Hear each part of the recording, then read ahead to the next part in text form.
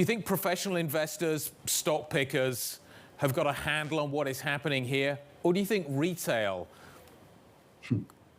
is going to do? Do you think retail will continue to outperform? Do you think retail is actually in a better position at this stage to be picking what is happening because they can see the trends and they're latching onto them? Yeah, it's a really good question. I would say this year, the retail investor has had probably better success because it becomes self-fulfilling. As you guys were just describing, it's a momentum game.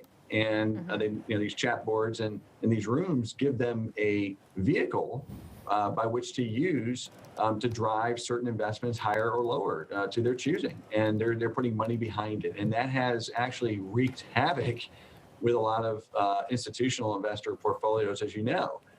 We now have one of the lowest short bases in history, at the single stock level, specifically because of that phenomena you just described, short sellers getting run over on single stocks.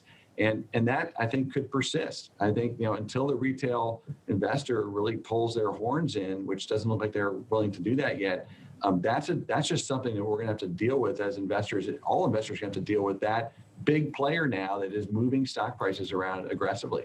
So talking about that, and this sort of pivots back to our earlier conversation about, say, Rivian and Ford, for example, is you had written in your note for 2022 that we think the obsession with growth versus value will start to die. You recently just mentioned that too. Idiosyncratic risk becomes the key. You do have a slight bias, though, towards value because of its higher leverage to rising interest rates. And you guys do see a 10-year yield over 2% in 2022. Does that wind up hurting growth? Like, is that Fed-based? How do we get to 2%? Yeah, well, we better hope we get to 2%, Alex, because that means if we don't get to 2%, I think everybody's economic forecasts are going to be wrong for next year, right? The terminal rate is just mispriced for if people really believe their forecasts for growth. I mean, we have a 8% nominal GDP growth forecast for next year. I mean, a 210 10-year by the end of next year doesn't seem, very generous. I mean, I would say that that's probably, it could be higher. If anything, it could be, positively biased. So, at the end of the day, the growth to value thing, I think, has been an obsession because it's been either one way or the other, right? In the recovery we saw, from the tech bubble bursting to 2010, it was value stocks. In this recovery up until the COVID recession, it was all growth.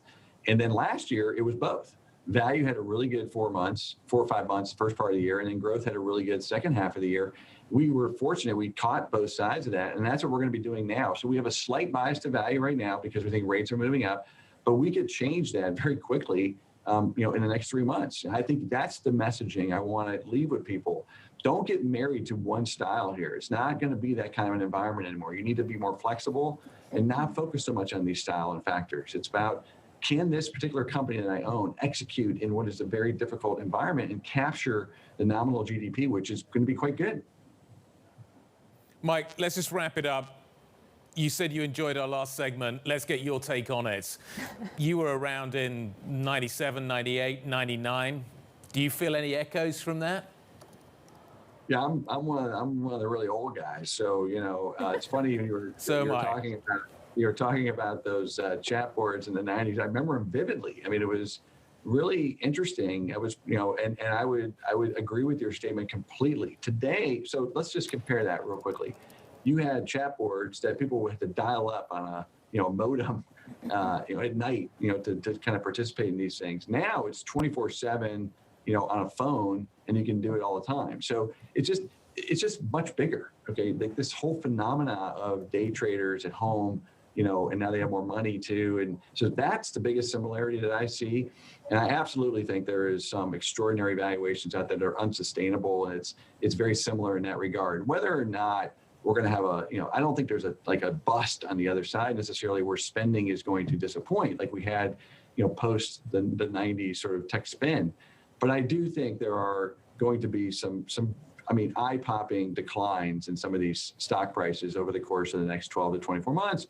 Because they're not justifiable. I mean, they're just not. And I think a lot of the folks who are, participating in this will be hurt. But one thing I would say that's different this time is how relentless this crowd continues to come back, right? We've had multiple drawdowns this year, yet they continue to participate. And that tells me it's more sustainable. It's not going away.